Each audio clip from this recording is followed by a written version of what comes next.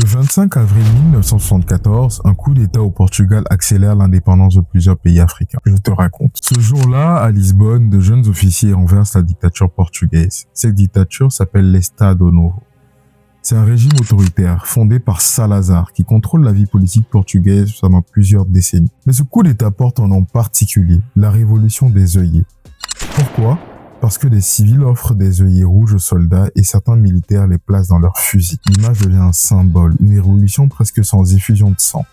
À première vue, c'est une histoire européenne, mais ses conséquences sont mondiales et surtout africaines. Depuis 1961, le Portugal mène des guerres coloniales en Afrique, en Angola, au Mozambique, en Guinée-Bissau. Une guerre coloniale, c'est une guerre menée par une puissance coloniale pour garder le contrôle d'un territoire dominé.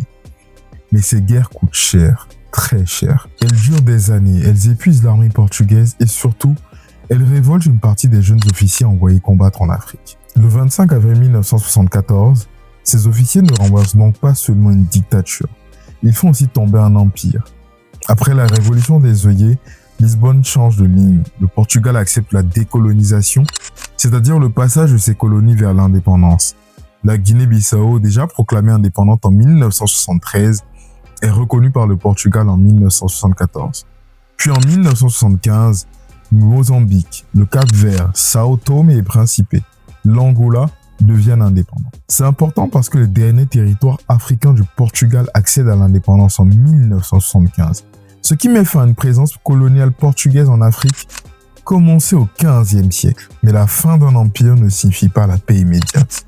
En Angola et au Mozambique, l'indépendance ouvre une nouvelle phase. Guerre civile, rivalité liée à la guerre froide, soutien étranger, lutte d'influence pour le pouvoir. Le 25 avril 1974, ce n'est pas seulement la libération du Portugal vis-à-vis de la dictature de Salazar. C'est une date qui redessine aussi une partie de l'Afrique. Les décolonisations sont le produit de dynamiques complexes et diverses. Et le cas portugais en est un exemple. Si tu as apprécié la vidéo, like et abonne-toi.